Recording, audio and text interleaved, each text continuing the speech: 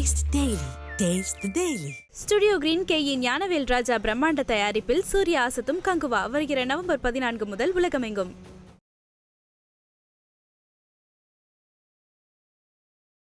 எடப்பாடிக்கு ரொம்ப பெரிய இருந்தா ஒரு மனு ஒண்ணு கொடுக்க சொல்லுங்க. எல்லா இடத்துலயும் உங்க அப்பா பேரையும் வைக்கிறீங்க, ஒரு 4 இடத்துல எங்க அப்பா பேரையும் வைங்க. டாஸ்மார்க்கு இன்னும் கலைஞர் பெயர் வைக்கல. நான் கேட்கிறேன், ஏன் நீ உப்பு சக்கரை தண்ணி எல்லாத்துக்கும் வச்ச நீ அம்மா பேரு ஜெயலலிதா பேரு ஏன் கோட்டர்பாட்டு வைக்கல? விவாதத்துக்கு எடப்பாடி பழனிசாமி ரைட் சார். அதே மாதிரி முதல்வர் தயாரா? எடப்பாடிக்கு தகுதி இல்லை. எங்க டெப்டி சீஃப் மினிஸ்டர் உதயநிதி கூட வரேன்னு சொன்னது தப்பு. இவர் வராருன்னா நான் 2 IAS அனுப்புறேன், அவ்வளவுதான். கார்பரேஷன் மேயர்கிட்ட கேட்க வேண்டிய கேள்வியை ஒரு டெப்டி சீஃப் மினிஸ்டர் கேட்டா அவர் என்ன சென்னை மாநகராட்சி கூடுற மட்டும்தான் சீஃப் மினிஸ்டர்? நீங்க ரீசனபிளான கேள்வி கேட்டீங்க, பதில் சொல்ல வேண்டிய இடத்துல மேயரும் IASம் கூப்பிட்டு 2 பேரும் பதில் சொல்லுங்க, 2 பேரும் பக்கத்துல வச்சுட்டு பதில் சொல்ல சொல்றாரு. அவருக்கு பதில் சொல்ல முடியல, திணறாரு அப்படிங்கிறாங்க தமிழிசை சவுந்தரராஜன். சார், நீங்க ஒன்னும் புரிஞ்சுக்க மாட்டேங்கிறீங்க. கேள்வி முட்டாள்தனமா இருக்குங்கிறதுனால கேள்வி முட்டாள்தனம் இல்ல, திரும்பி சொல்ற நீங்க அதிலேயே தான் பயணம் பண்றீங்க.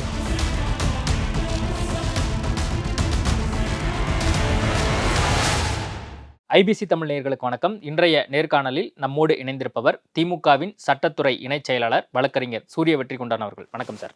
வணக்கம் சார். ஒரு பரபரப்பான ஒரு அரசியல் களம் தமிழ்நாட்டில் சூடு பிடிச்சிருக்கு அப்படின்னே சொல்லலாம். MK ஸ்டாலின் அவர்களுக்கும் எடப்பாடி பழனிசாமிக்கும் அந்த வார்த்தை போர், அதுவும் குறிப்பாக அரசு திட்டங்களுக்கு ஏன் தொடர்ந்து கலைஞர் பெயரை வைக்கிறீங்க அப்படின்னு சொல்லி எடப்பாடி பழனிசாமி அறிக்கை கொடுக்குறாரு, பேட்டி கொடுக்குறாரு. தமிழ்நாட்டில் எங்கே பார்த்தாலும் கலைஞர் பெயர் தான். அம்மா திட்டங்களெல்லாம் நிப்பாட்டிட்டு நீங்கள் கலைஞர் பேரை வைக்கிறீங்க, அல்லது புதுசாக ஏதாவது ஒரு திட்டம் கொண்டு வர்றது அப்படின்னா நீங்கள் தமிழ்நாட்டில் எத்தனையோ தலைவர்களுடைய பேர் இருக்குது, ஏன் கலைஞர் மட்டும்தான் தமிழ்நாடு ஃபுல்லாக எங்கே பார்த்தாலும் திட்டங்களுக்கு பேர் வைக்கணுமா அப்படிங்கிற ஒரு கேள்வியை திமுக எதிர்நிலையில் இருக்கக்கூடிய எல்லாருமே கேட்க ஆரம்பிச்சிருக்காங்க. அப்படி பேர் வச்சாதான் கலைஞரோட பேர் 1000 காலத்துக்கு நீடிக்குமா அப்படின்லாம் கேட்குறாங்க. சரி, என்ன பரபரப்பு இப்போ சங்கருக்கு? நான் தெரியாமல் கேட்குறேன். இப்போ என்ன எடப்பாடி சுறுசுறுப்பாக பொம்புற மாதிரி சுற்றி தமிழ்நாடு பிரச்சனைக்கு குரல் கொடுத்து, அடாடா வெள்ள நிவாரணத்துக்காக அங்கே தண்ணி வரல, என் கட்சி தொண்டன் 100 பேர் அனுப்பி அப்படி நான் தான் ஓப்பன் பண்ணி விட்டு தண்ணியை கொண்டு போய் அங்கே சேர்த்து பாதி பேருக்கு போட் எடுத்து உட்கார வச்சு கூட்டிகிட்டு கரை சேர்த்து ஏதாவது ஒரு ஆக்கப்பூர்வமாக உணர்வுபூர்வமாக ஏதாவது அறிவுபூர்வமாக அவர் ஏதாவது கேள்வி கேட்டு பேசியிருக்காரா? இல்லை ஆளுநர் திராவிட மாடலுக்கு கொச்சப்படுத்தி பேசுகிறாரு, நான் ஓடி குரல் கொடுக்குறேன்னு குச்சி தூக்கி நிற்கிறாரா? இல்லை மோடி 7.5 லட்சம் கோடி ஊழல், அடாடா நான் விட மாட்டேன்டா, நான் அந்தாலும் ஒழிச்சே தீர்வேன்னு பிஜேபி நானும் எதிரிடான்னு ரோட்டில் நின்று சண்டை போடுறாரா? என்ன தெரியும்? ஒன்றுமே கிடையாது. அவர் என்னைக்கு ஆக்கப்பூர்வமாக இருந்திருக்காரு? அரசியல்வாதியா முதல்ல? ஏதோ அந்த அம்மா கம்பெனியில் அந்த ஆள் ஒரு லேபர் மேன் மாதிரி வேலை செஞ்சுட்டு இருந்தார். மந்திரி ஆகிறதுல எல்லாரும் கொடுக்குற பட்டியெல்லாம் மந்திரி ஆக்கி விட்டுது. அதுக்கப்புறம் கட்டிங் கரெக்டாக சசிகலாவை கொடுத்துருந்தாரு. ஆள் இல்லைன்னு கூவத்தூரில் அரைக்குறையாக டான்ஸ் ஆன ஆளை பிடிச்சி பணத்தை கொடுத்துட்டாருன்னு இந்த ஆள் முதலமைச்சர் ஆக்கி விட்டாங்க. என்ன தெரியும்? ஏதாவது ஆக்கப்பூர்வமாக ஒரு கொஸ்டின் வச்சுருந்தாரா? நீங்கள் கொஸ்டின் வச்சா நீங்கள் அவர் கேட்ட கேள்வி தான் நான் பதில் சொல்லுவேன். என்ன கேள்வி கேட்குறாரு? உடனே கேள்வி கேட்குறாரு. எல்லாத்துக்கும் கலைஞர் பேரையே வைக்கிறீங்க, அது உங்கள் அப்பா பேர். அதனால் நீங்கள் தூக்கி தமிழ்நாடு ஃபுல்லாக வச்சுட்டு போவீங்கன்னா கலைஞர் இதை இப்போ நீங்கள் நானே அதை எப்படி உணரலாம்? எடப்பாடிக்கு இப்போ இது மூலம் இருக்குது இல்லைன்னு உணரலாமா? இல்லை இப்படி ஒரு கொஸ்டினை ஒரு எதிர்க்கட்சி தலைவர் கேட்கலாமா? நான் யோசிக்கலாமா?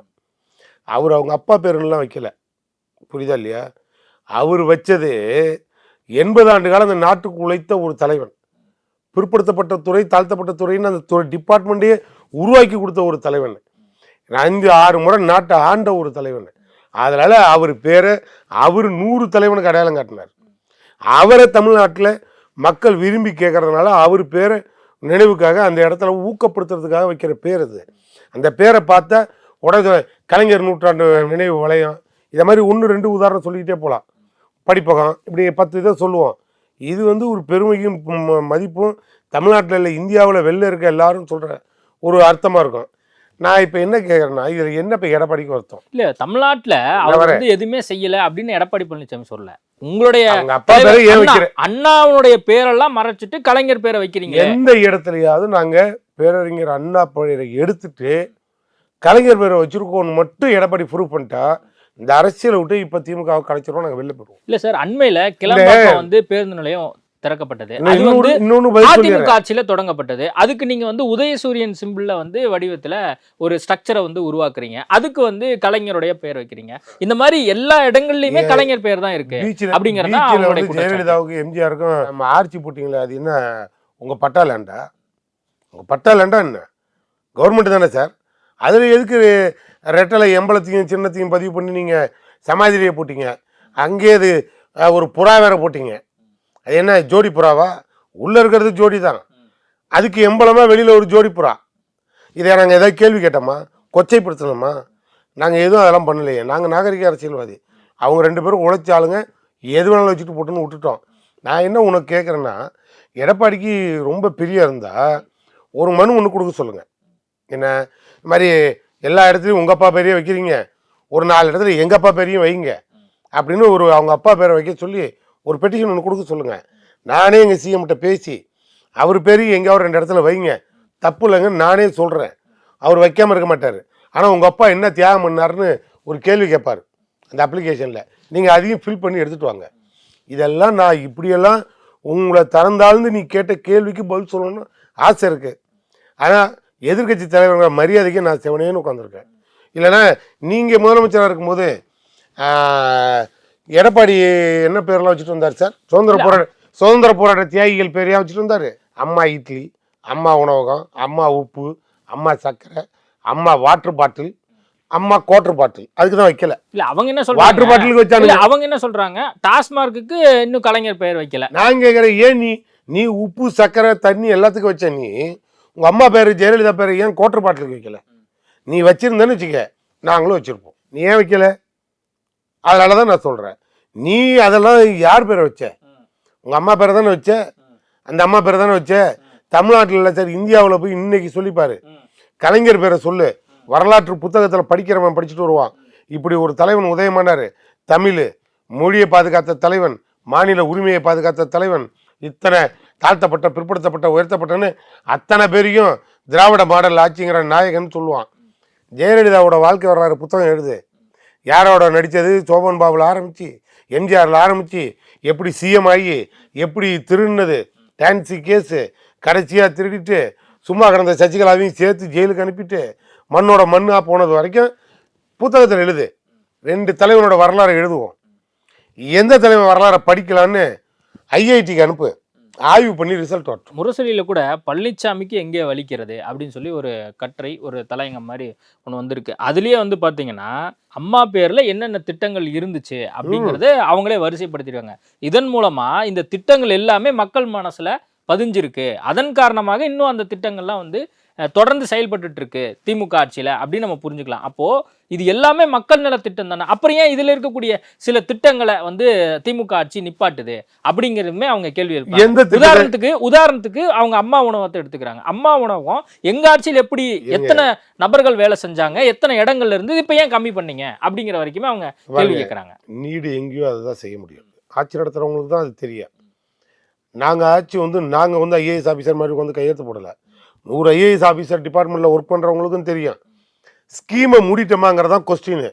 ஏன்டா ஏன் தெருவில் இந்த கடையை மட்டும் சரியாக கவனிக்கலை, பராமரிக்கலைன்னு சொன்னால் உங்கள் அம்மா ஆரம்பித்த கடை தானே. நீ அந்த அந்த வாலில் வந்து யார் இல்லைனாலும் நீ பாதுகாப்பாக வச்சுக்க வேண்டியது தானே. எத்தனை கடையை பூட்டியிருக்கோம். அம்மா உணவகத்துக்கு எதை மூட்டி நிறுத்தி தூக்கி மூலையில் வச்சுருக்கோம். எல்லாருக்கும் படிக்கிற பிள்ளைங்களுக்கு 1000 ரூபா கொடு, வாழ்கிற எல்லா லேடிஸுக்கும் 1000 ரூபா கொடுன்னு 1000 ரூபா ஸ்கீமில் கொடுத்தோம்.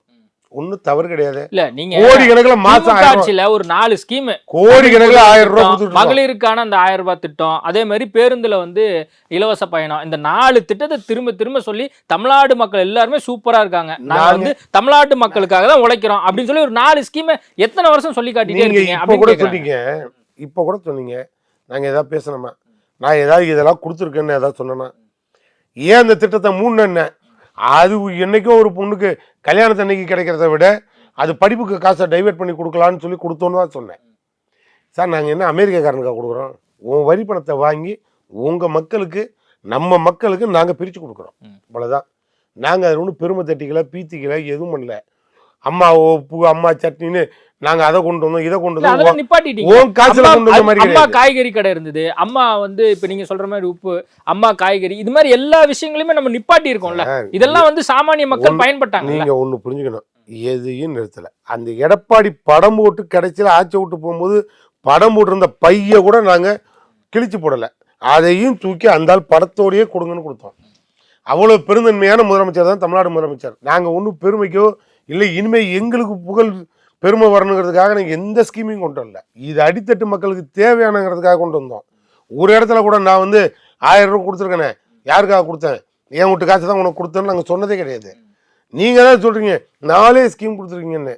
ஏன் இந்த 4 ஸ்கீமை கொடுக்கறதுக்கு உனக்கு யோகியதை இல்லையான்னு நான் கேட்பேன். எடப்பாடியை கேட்குறேன், உங்கள் ஆட்சியில் கேட்குறேன், உங்களுக்கு கொடுக்குறதுக்கு யோகியதை இல்லையா?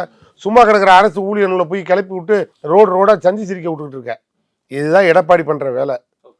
இது வந்து தமிழ்நாட்டுக்கு நலனை கருதியா? தமிழ்நாட்டுக்கு நீ செய்கிற துரோகம் இது, பச்சை துரோகம் இது. நான் பாவம் ஆசிரியரெல்லாம் பிடிச்சிட்டு வந்து உனக்கு நான் அதை கொடுத்தேன் இதை கொடுத்தேன்னு பேசி கிளப்பி விடுற வேலை இது. இல்லை, இப்போ இன்னொரு விஷயம், எடப்பாடி பழனிசாமி வந்து என்ன சொல்றாரு, அரசு திட்டங்கள் குறித்து நேரடியாக நானும் வந்து முதல்வர் அவர்களும் விவாதிப்போம், நீங்க வந்து இடம் சொல்லுங்க நான் வரேன் அப்படின்னு சொல்லி எடப்பாடி பழனிசாமி சொல்றாரு. விவாதத்துக்கு எடப்பாடி பழனிசாமி தயார். அதே மாதிரி முதல்வர் தயாரா? என்ன நீங்க அட்வான்ஸாவே 4 நாளைக்கு முன்னாலே நாங்க அறிவிச்சிட்டோமே, டெப்டி சிஎம் ரெடின்னு சொல்லிட்டாரு சார்.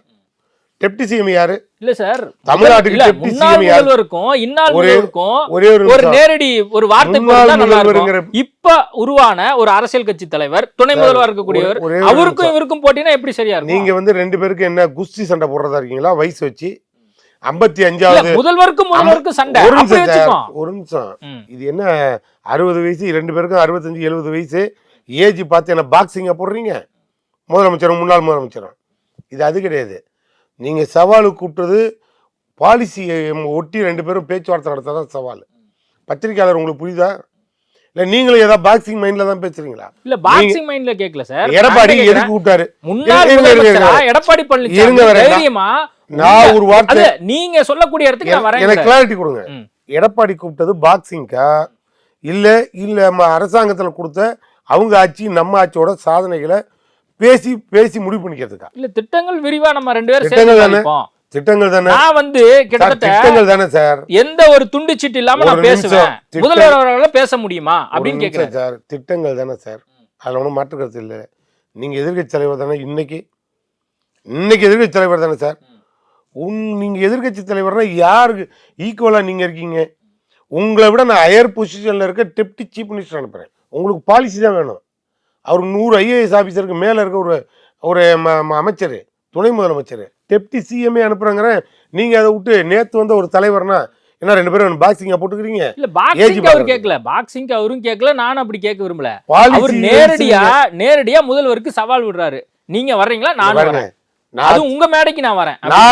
எங்க தலைவர் ஒத்துக்கிறாரு. டெப்டி சிஎம் துறை ரீதியா திட்ட ரீதியா நான் ரெடி, நீ வர சொல்லு எடப்பாடின்னு துணை முதலமைச்சர் உதயநிதி சவால் விட்டு கூப்பிடுறாரு. உனக்கு தெம்பு துணிச்சாலும் தான் வந்து உட்காருங்க, எல்லாரையும் கூட்டிட்டு வந்து உங்க ஒட்டுமொத்த மந்திரி சபையும் கூட்டு வந்து உட்காருங்க. அவர் ஒரே ஆள் உட்காந்து பதில் சொல்றேன்னு ரெடிங்கிறாரு. என்ன வேணும்? அவருக்கு பின்னால 50 ஐஏஎஸ் வருவான், உட்காந்து பேசுவாரு. இல்ல அவர் தனியாவே நான் எதிர்கொள்றேங்கிறாரு, தனியாவே இவரு வரேங்கிறாரு. வாங்க 2 பேரும் நின்று பேசுவோங்கிறாரு. என்ன வேணும்? உங்களை விட எதுலையாவது ஒரு சின்ன குவாலிஃபைடு இன்னைக்கு துணை முதலமைச்சர் உதயநிதி கம்மியா இருக்காரு நீங்க சொல்லுங்க. நீங்க சொல்லுங்க, ஒரு ஜேர்னலிஸ்ட், நீங்க சொல்லுங்க ஒரு டெப்டி சீஃப் மினிஸ்டருக்கும் எதிர்கட்சி தலைவருக்கும் என்ன பொசிஷன்ல கிரேட் லெவல் பொசிஷன் ரீதியா ஓகே சார். நான் வந்து நேரடியா வந்து ஸ்டாலினுக்கு தான் சவால். நான் உதயநிதி ஸ்டாலினே சொல்லிடுவேனே, அதையே நான் வந்து இப்போ முதல்வர்னு சொல்ல போறேன். நாங்க இன்னைய பொறுத்த மட்டும் அவர் சீஃப் மினிஸ்டர், அதனால இவரை பொறுத்த மட்டும் அதுக்கு நாங்க இடம் கொடுக்கறதுக்கு ரெடியா இல்ல. காரணம் என்னன்னா, அதாவது செயலாளர்ல இருந்து செயலாளராகி மாவட்ட தலைவராகி எம்எல்ஏ ஆகி அமைச்சராகி முதலமைச்சர் ஆயிருக்காரு எடப்பாடி பழனிசாமி. அதே மாதிரி ஸ்டாலின் அவர்களும் ஆயிருக்காரு, அடிமட்ட தொண்டர்ல இருந்து ஆயிருக்காரு. இவங்க 2 பேர் நேரடியா விவாதிக்கிறது சரியா இருக்குமா? நேரடியா எம்எல்ஏ ஆகி 1 வருஷத்துல அமைச்சராகி 1 வருஷத்துல துணை முதலமைச்சர் ஆயிருக்காரு. இவர் வந்து நேரடி விவாதத்துக்கு பண்ணா சரியா இருக்கும். ஒண்ணே ஒன்று சொல்றேன் கேளுங்க, 25 வயசு கூட ஆகல, அவன் ஐஏஎஸ் ஆஃபீஸர் ஆயிட்டாரு, அவர் வந்து கலெக்டர் ஆயிட்டாரு. அவரை நீங்க ஒரு துறை ரீதியா ஒரு டிஸ்ட்ரிக்ட்ல சவாலுக்கு கூப்பிடுறாருன்னா, அவர் சின்ன பையனா இருக்காருங்க. அவரை விட சீனியரா சூப்பரண்டன்ட் இருப்பாரு. அந்த சூப்பரண்டன்ட் அனுப்புங்க, அவர் கலெக்டர் வர வேணாம், அவர் என்னோட சின்ன பையன் அல்ல, அவர் டிஸ்ட்ரிக்ட் சூப்பரண்ட் அனுப்புங்கன்னு யாராவது சொன்னா அவன் அறிவாளியா லூஸா? இல்ல அந்த ஒப்பீடு சரியா இருக்குன்னு எனக்கு தெரியல. ஏங்க நான் உங்களை தான் கேட்குறேங்க. ஏங்க 25 வயசுல ஒருத்தர் கலெக்டர் ஆனால் நீங்கள் டிபார்ட்மெண்ட்ல எவனும் கீழே வேலை செய்ய மாட்டீங்களா? கலைச்சிட்டு போயிடுவீங்களா? கை கட்டி நின்று சல்யூட் அடிச்சு தானே ஆகணும். டவுட் இல்ல இல்ல. எடப்பாடி பழனிசாமி என்ன எதிர்பார்க்கறாரு? அமெரிக்கா தேர்தல் நீங்க பாத்திருப்பீங்க, கமலா ஹாரிஸும் டொனால்ட் ட்ரம்பும் 2 பேரும் நேரடியா வந்து எல்லாத்துக்கு முன்னாடி மோதினாங்க. அந்த மாதிரி மோதறதுக்கு நான் தயார். அப்ப ஸ்டாலின் தயாரா இல்லையா? ஸ்டாலின் பயப்படுறாரா? சார் நான் ஒரே ஒரு வார்த்தை சொல்லுவேன், அது அமெரிக்கா, புரியுதா? இது தமிழ்நாடு. இங்க வந்து நீங்க அறிவுபூர்வமான கேள்வி கேட்டா நான் பதில் கிடைக்கும். இல்லைன்னா இவரை வந்து அமெரிக்காவில் போய் அந்த பாலிசிக்கு ஏற்று இவரை போய் அங்கே அரசியல் பண்ண சொல்லுங்க. நான் ட்ரம்ப்பை இப்போ ரெடியாக இருக்க சொல்கிறேன். நான் எடப்பாடி அங்கே போட்டோம், ட்ரம்ப்பும் எடப்பாடியும் ஜனாதிபதி தேர்தலில் 2 பேரும் பாலிசி டிசிஸ் அது உண்டு, பாலிசி வைஸ் உண்டு. இது சமாளிக்கிறதுக்கான ஒரு பதில். இது சமாளிக்கிறதுக்கான ஒரு பதில். முதல்வர் அவர்கள் தயாரா இல்ல, அதனால உதயநிதி ஸ்டாலினை வந்து எடப்பாடிக்கு தகுதி இல்லை சார். எடப்பாடிக்கு தகுதி இல்லை. எங்க டெப்டி சீஃப் மினிஸ்டர் உதயநிதி கூட வரேன்னு சொன்னது தப்பு. இவர் வராருன்னா நான் 2 IAS அனுப்புறேன், அவ்வளவுதான். துறை ரீதியா ஏதேனும் பிரச்சனை டவுட்னு எதிர்க்கட்சி தலைவர் வந்தா நான் 2 IAS அனுப்ப ரெடி. நான் பரிந்துரை பண்றேன் எங்க முதல்வருக்கு. சார் நீங்க போக கூடாது சார், உங்களுக்குலாம் அது ஓவர் குவாலிஃபைடு. எடப்பாடி இன்னைக்கு லோ கிரேடு, அதனால யாராவது 2 IAS ஆஃபீஸர் அனுப்பி விளக்கம் கொடுங்கன்னு சொல்லுவேன். எடப்பாடிக்கு தகுதி இல்லை சார். மழைப்பொழிவு தொடங்குறதுனால சென்னை மாநகராட்சி கட்டடத்துக்கு நம்ம துணை முதல்வர் அவர்கள் வந்து ஆய்வு பண்றதுக்கு போறாரு. அங்க செய்தியாளர்கள் வந்து கேள்வி கேட்கறாங்க, இது மாதிரி நீங்க வந்து மழைப்பொழிவு வருது, அந்த தண்ணி தேங்குறதுக்கு நீங்க சேமிச்சு வைக்கிறதுக்கான ஏதாவது பணிகள் வச்சிருக்கீங்களா, ஏதாவது திட்டங்கள் வச்சிருக்கீங்கன்னா கேட்குறாங்க. அதுக்கு வந்து உதயநிதி ஸ்டாலினால பதில் சொல்ல முடியல அப்படிங்கிற ஒரு விமர்சனம் இப்போ வந்து. ஒரே ஒரு நிமிஷம், இந்த சும்மா அந்த அங்கே கட் பண்ணி இங்கே பிட்டு ஓட்டு எடுத்து போட்டுட்டு செல்போன்ல ஓட்டுறதுக்கெல்லாம் நீங்கள் நானும் நேரத்தை வீணாக்கி பதில் சொல்ல வேண்டாம். இன்னைக்கு ஒரு முக்கியமான எதிர்க்கட்சி சேனல்ல அது விமர்சன பொருளா மாறி எதிர்க்கட்சி உதயநிதி ஸ்டாலினுக்கு பதில் சொல்ல தெரியல. எதிர்க்கட்சி சேனல்னால என்ன பேச முடியல? எதிர்கட்சி சேனல்னால என்ன சார்? கம்பராமாயணம் எழுதுனது யாருன்னு கேட்டால் கம்பர்னு சொல்ல யோக்கியதை இல்லாத ஒரு எடப்பாடி எதிர்கட்சி தலைவர்.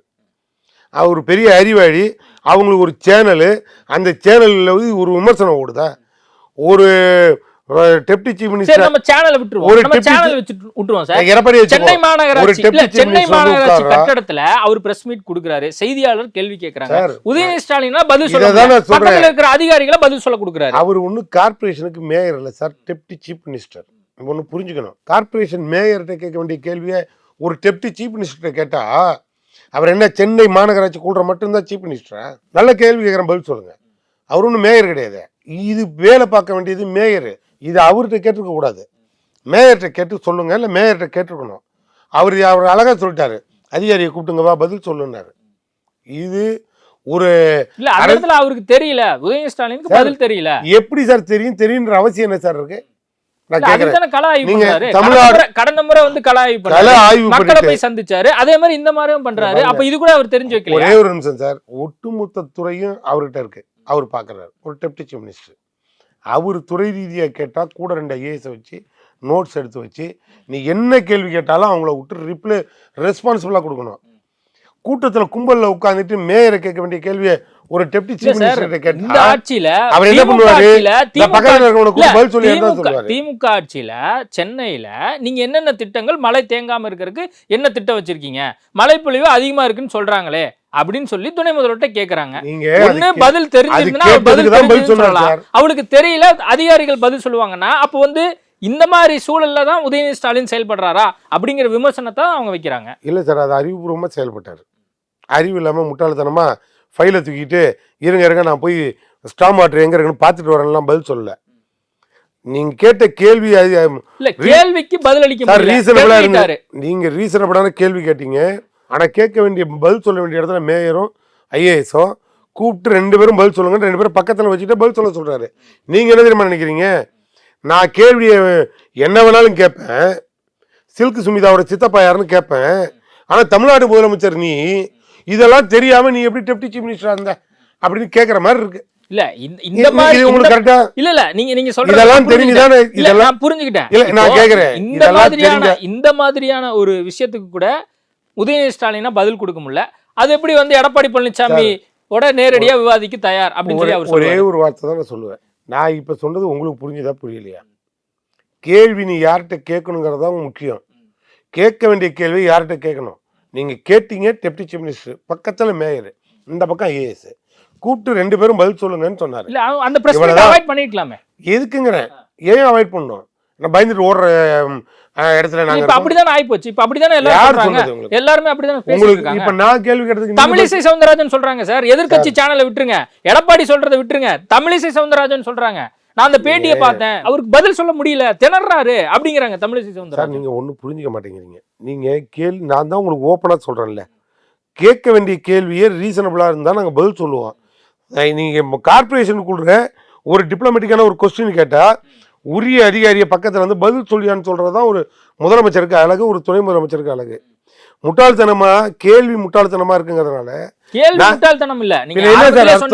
அதான் சொல்றேன்ல, ஐயா சொல்றாரு பக்கத்தில் மேயர் சொல்றாங்கன்னு, துணை மேயர் யாரும் இல்லை, chief minister deputy chief minister தனியாக மாட்டிக்கிட்டாரு, இதை கேள்வி கேட்குறாங்க, அவர் உளர்றாரு அப்படின்னா நீங்கள் சொல்ல முடியும்? கேள்விக்கு உண்டான பதில் சொல்கிற அதிகாரிகள் பக்கத்தில் மேயரும் துணை மேயரும் ஐஏஎஸும் கூப்பிட்டு சொல்லுங்கன்னு சொன்னால் உங்களுக்கு பதில் வருதான்னு தான் பார்க்கணும். உங்கள் வாயால் ஏன் வரலன்னு கேட்டால் அதுக்கு தான் நான் விளக்கம் சொன்னேன். என்ன விளக்கம் உங்களை கேட்டேன்? சிலுக்கு சுமிதாவோட சித்தப்பா பேர் என்னன்னு கேட்பீங்க, ஒரு முதலமைச்சர் பதில் சொல்லணும்னா இது கூட தெரியலையான்னு கேள்வி கேட்பீங்க. இதுக்கு நான் எப்படி சார் பதில் சொல்கிறேன்? இல்லை, மக்கள் நல சார்ந்திருக்கக்கூடிய விஷயத்துக்கு கேள்வி கேட்குறாங்க, அதுக்கு பதில் தெரியலையே அப்படிங்கிறதா தமிழிசை சவுந்தரராஜன் சொல்கிறாங்களே. அப்படிங்கும் போது அப்போ கொஞ்சம் யோசிக்க வேண்டியதாக இருக்குது அப்படிங்கிறது. அவங்கெல்லாம் சுதந்திர போராட்ட தியாகி இல்லை, புரியுதா? அந்த அம்மா தமிழ்நாட்டையே விட்டுட்டு எங்கேயோ போய் ஆளுநராக அராஜகம் பண்ணிட்டு திரும்பி ஓடியாந்துருக்கு. இங்கே பிஜேபியில் ஆள் இல்லைன்னா அந்த அம்மா பிடிச்சிட்டு வந்து ரோட்டில் விட்டுருக்கானோ கத்துறதுக்கு. அதுக்கெல்லாம் ஏதாவது தெரிஞ்சால் பேசணும், தெரியலாம் பேசக்கூடாது.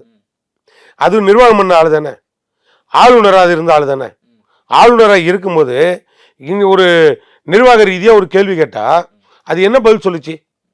இதே அங்கே நாராயணசாமி இருக்கும்போது கேள்வி கேட்கும்போது இது என்ன பதில் சொல்லுச்சு? இந்த கேள்வியெல்லாம் அங்கே கேட்கணும் முதலமைச்சர்கிட்ட, என்னை கேட்கக்கூடாது. எனக்கு இதெல்லாம் அவசியம் கிடையாது, நான் சொல்ல முடியாது, எனக்கு டேட்டா கிடையாது, நான் எப்படி சொல்ல முடியும் உங்களுக்கு? கேள்வி அங்கே கேள்ப்பா, அப்படி நடந்து போச்சு. இல்லை, எத்தனை வீடியோ நான் எடுத்து காட்டேன். இதை யாராவது போய் அதுக்கிட்ட கேட்பீங்களா? அது கேட்டுருச்சான். அது கேட்டுருச்சுன்னா கேட்டால் என்னப்பா ஒருத்தம்? ஆலமரத்தில் காக்கா உட்காந்து அதுவும் பயன்படுத்தி தான் போவோம். அதுக்காக காக்கா உட்காந்துருச்சுங்க, அதனால் ஆலமரம் இலைச்சி போகாது, சும்மா சோடையாகவும் போகாது. ஆலமரம் அது வேலையை முறையாக செய்யும். ஓகே, இப்போ திமுக கூட்டணியில் வந்து ஒரு உரசல் போக்கு இருக்குது அப்படின்லாம் வந்து பேசப்பட்டது. அதுக்கு முக்கிய காரணம் வந்து அண்மையில் தமிழகத்தில் விஜயனுடைய அந்த அரசியல் வருகை, அது தொடர்பாக வந்து தொடர்ந்து வந்து பேசப்பட்டுட்டே இருக்குது. விஜயனுடைய அரசியல் வருகை திமுகவுக்கு ஏதாவது பாதிப்பு ஏற்படுத்தும்னு நினைக்கிறீங்களா? நாங்கள் குறிப்பாக வந்து இந்த மாதிரி புதுசாக ஆரம்பிக்கிற கட்சியெல்லாம் இன்னும் ஃபீல்டுக்கே வரல. அது என்ன பண்ண போகிறாங்கன்னு ஒன்றும் தெரியாது. எனக்கு என்னவோ அந்த கட்சி இருக்குமாங்கிறது கொஞ்சம் டவுட்டு, புரியுதா? நீங்கள் ஏன்னு என்னை திரும்பி கேட்பீங்க. அவங்க அப்பா ஒரு கட்சி ஆரம்பித்தார்ல, சந்திரசேகர், ஞாபகம் இருக்குல்ல? கட்சி பேர் ஞாபகம் இருக்குல்ல?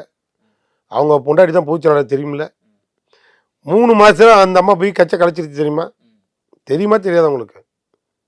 பையன் ஆரம்பிச்சிருக்காரு, அவர் பொண்டாட்டி இன்னும் 3 மாதத்தில் கலைக்குதா இல்லையான்னு முடிவு பண்ணிட்டு 6 மாதத்துக்கு அப்புறம் பதில் சொல்கிறேன். ஓகே, நிறைய அவங்க கட்சிக்கு என்னால் இவ்வளோ தான் பதில் சொல்ல முடியும். ஓகே, நிறைய விஷயங்கள் குறித்து பேசியிருக்கோம். நேர்காணல் கொடுத்ததுக்கு மிக்க மகிழ்ச்சி சார்.